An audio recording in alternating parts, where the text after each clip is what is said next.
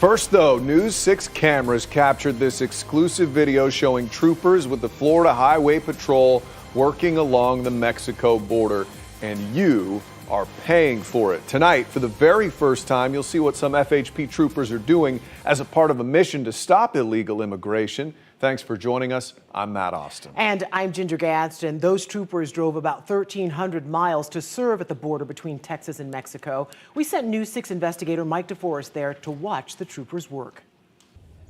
We have traveled here to Eagle Pass, Texas, along the Mexico border because we wanted to see for ourselves how Florida taxpayer money is being used to help Texas combat illegal immigration. Now, just so you know, we showed up here unannounced. We did not want Florida authorities knowing we were here, so there would be no chance of any staged photo opportunities for our cameras. It's no secret where Florida Highway Patrol troopers are staying in Texas. They park their patrol cars right in front of their hotel. FHP has been here so long, they're now showing up on Google Map images. But we're not disclosing the hotel's location or the troopers' identities. At 4:27 in the morning, this SUV pulled up to the hotel. It was driven by a Texas Highway Patrol trooper. A Florida trooper came out of the hotel and climbed into the passenger seat. Soon, more Texas vehicles arrived to pick up more Florida law enforcement officers. Governor Ron DeSantis says the federal government is not doing enough to combat illegal immigration, so he's been sending help to Texas at the expense of Florida taxpayers. We've had National Guard, we've had Highway Patrol, Fish and Wildlife, Florida Department of Law Enforcement, you name it. We could not determine where these teams of Texas and Florida troopers were headed that morning, and FHP officials will not tell us, saying they cannot provide details because, quote, this is a very sensitive and dangerous environment with involvement of Mexican drug cartels. In the past, FHP says its troopers have made contact with undocumented aliens while also participating in traffic stops, assisting with crashes, and conducting commercial vehicle inspections. Back at the hotel, more troopers were hitting the road after buying gas for their taxpayer-funded vehicles. We followed some here to Shelby Park, which has become ground zero in the illegal immigration battle.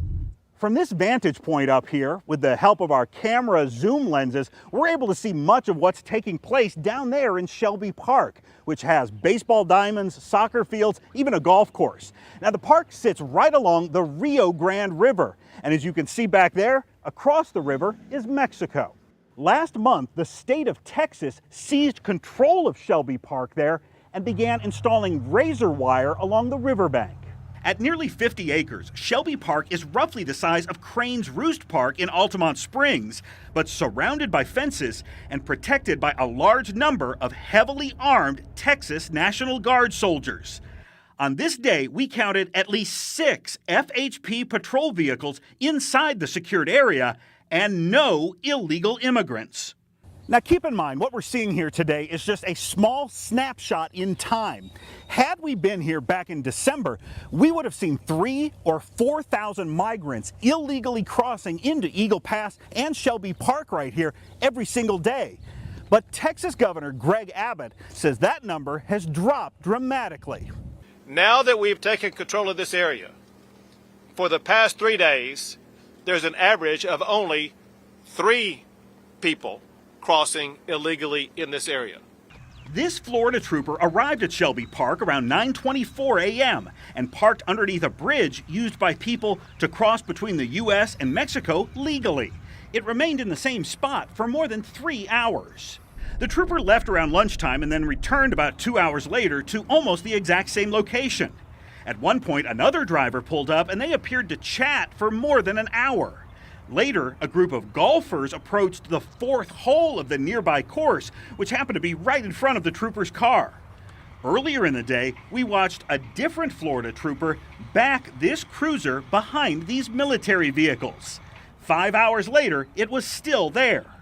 As the 2 FHP troopers were parked under the bridge, nearby, Florida Fish and Wildlife Conservation Commission officers prepared their airboats to be launched onto the Rio Grande.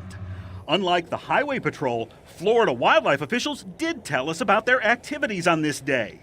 The agency says FWC officers helped Texas officials recover the body of a man who likely drowned in the river while attempting to cross into the United States. The body was brought back to the boat ramp by U.S. Customs and Border Patrol. This Florida trooper, whose patrol car was parked next to a Texas trooper for nearly 6 hours this day, got out and walked up to the boat ramp, but did not appear to participate in the recovery effort. The main entrance to Shelby Park is secured by the Texas National Guard. Just after noon, yet another FHP trooper arrived and parked just a few feet away from the gate next to a Texas trooper. 5 hours later, the SUV was still there.